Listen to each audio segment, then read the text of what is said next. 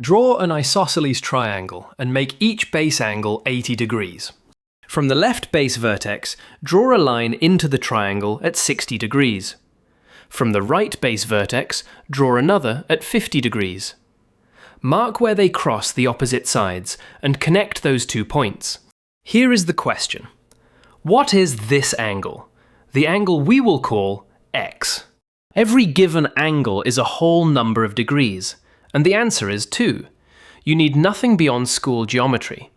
And yet this little triangle has been humbling people since 1922.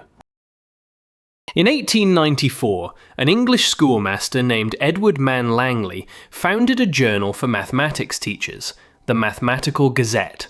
28 years later, in 1922, Langley published a small challenge in his own journal, Problem 644, on page 173.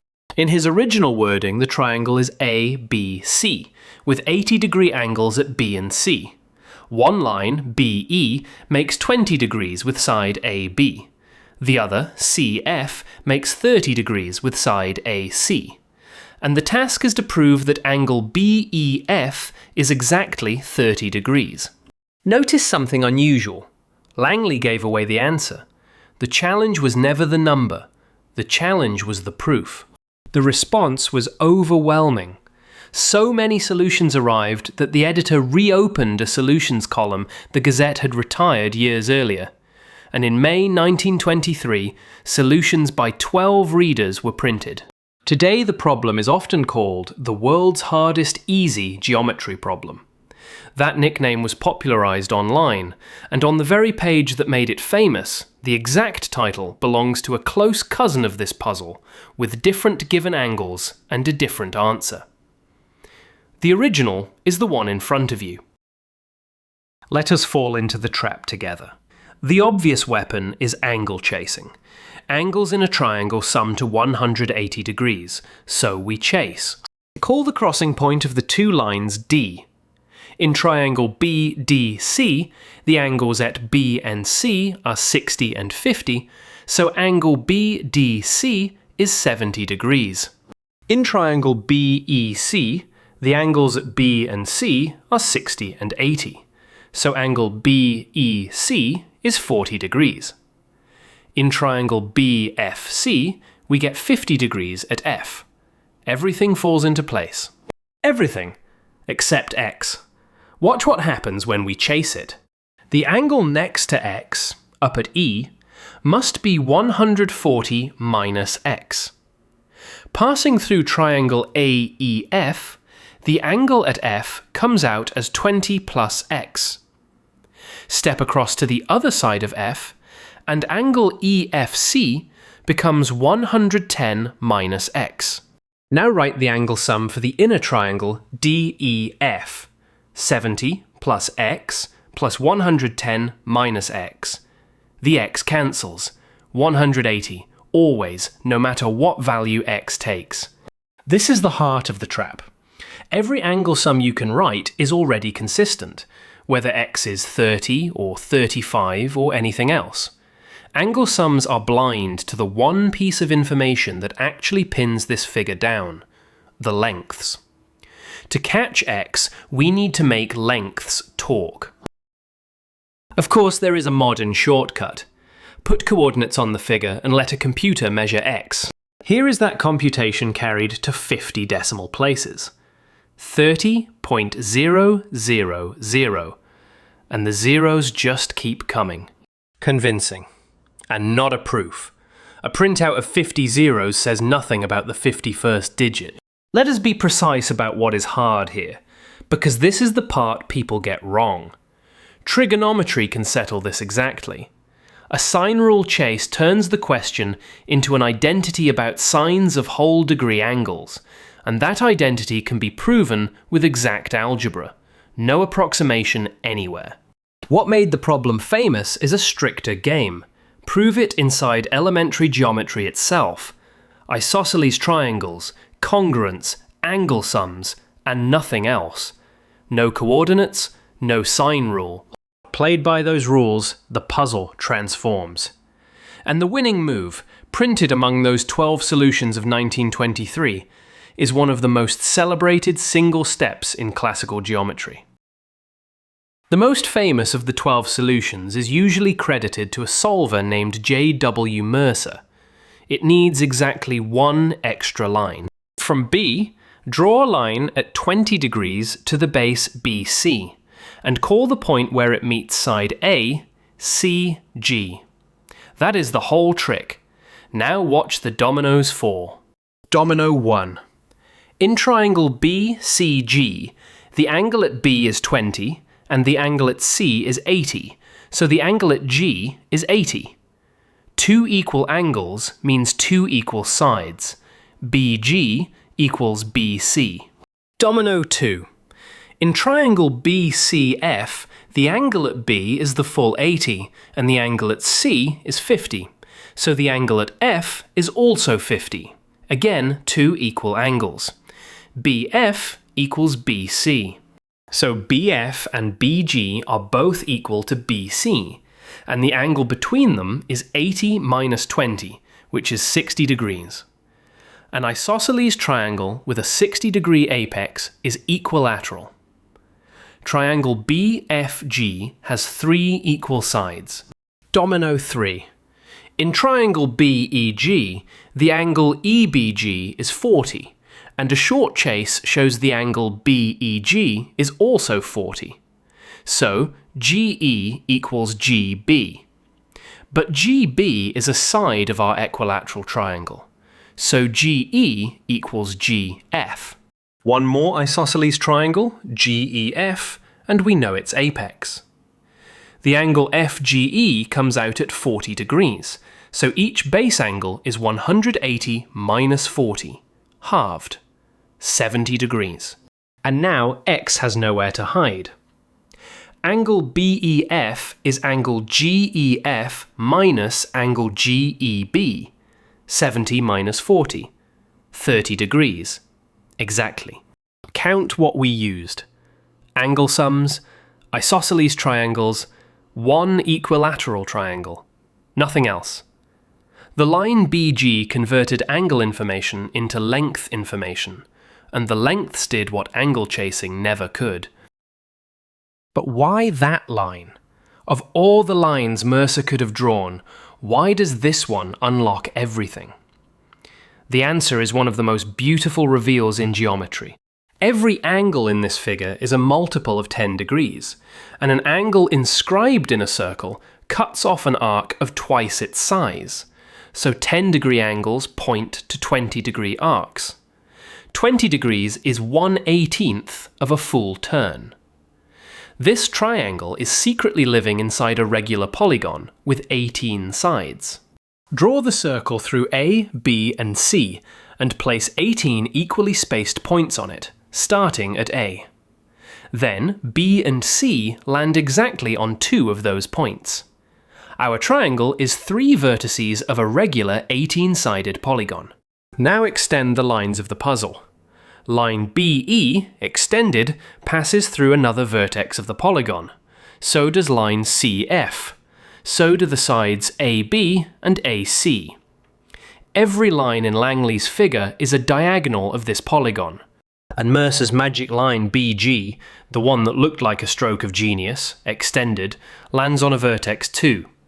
It was never an alien construction. It was another diagonal of the same hidden grid. Look closer at the special points. E is a point where 3 diagonals of the polygon pass through one point. G is another 3-diagonal point, and F is a point where 5 diagonals meet at once. Only one segment in the whole figure is not a diagonal, the segment EF, the one the puzzle asks about. And because x is 30 degrees, EF runs exactly parallel to the diagonals of the grid. The one free segment snaps into alignment. The puzzle was never about one triangle. It was about the coincidences hiding in a regular polygon. That word, coincidences, has an official name in this story. In 1975, Colin Tripp published a paper in the same Gazette and called these configurations Adventitious Angles. adventitious meaning accidental, arising by chance. The general problem goes like this. Start from an isosceles triangle, draw two lines from the base vertices at whole degree angles, and ask when the mystery angle also comes out as a whole number of degrees. Tripp ran a computer search across the possibilities. Among 113,564 angle combinations, only 53 produce an integer answer. Langley's puzzle is one member of an exclusive club. Proving each member of the club exists is easy with trigonometry, but Tripp asked the stricter question, the Mercer question. Can every one of these coincidences be proven by elementary geometry alone? In 1978, J.F. Rigby attacked that challenge in the Gazette and proved most of the cases with elementary methods. Most, not all. A handful of stubborn configurations resisted every elementary attack, and Rigby left them as open problems. Here is where the story turns from a puzzle into a theory. Remember what we found. The special points of Langley's figure are places where three or more diagonals of a regular polygon pass through a single point. That observation is not an accident of this example. Every adventitious quadrangle drawn inside its circle becomes a statement about diagonals of a regular polygon passing through a single point. In 1998, Bjorn Poonen and Michael Rubinstein published the definitive study of exactly that question, counting every intersection point made by the diagonals of a regular polygon. And in that paper they note that classifying triple diagonal intersections also solves Tripp's problem of enumerating adventitious quadrangles. So the eccentric little angle puzzle from 1922 and a counting problem about regular polygons are two faces of the same mathematics, a dictionary between them. And the polygon question is one you have probably brushed against before. The classic puzzle of counting the regions inside a circle works precisely because the points are placed so that no three chords ever cross at one point. Regular polygons break that assumption, spectacularly. Poonen and Rubinstein measured the wreckage. If diagonals never met three at a time, the count of crossing points would be easy. Every 4 vertices define one crossing, so the answer would be n choose 4. For odd n, that is exactly right. A regular polygon with an odd number of sides has no triple crossings at all. But for even n, coincidences pile up. Our polygon with 18 sides should have 3,060 crossings by the choose 4 count. The true number is 1,837. Over 1,000 crossings have merged. In a regular polygon with 30 sides, the diagonals cross at 16,801 distinct points. 13,800 are ordinary crossings of two diagonals. 2,250 are triple points. There are quadruple points, quintuple points, points where 6 and even 7 diagonals meet, and at the very centre, 15 diagonals pass through one point. When do 3 diagonals meet at one point? Poonen and Rubinstein showed the condition is an equation. A product of 3 signs on one side, a product of 3 signs on the other, where every angle involved is a simple fraction of a full turn. And equations like that are not really about geometry anymore.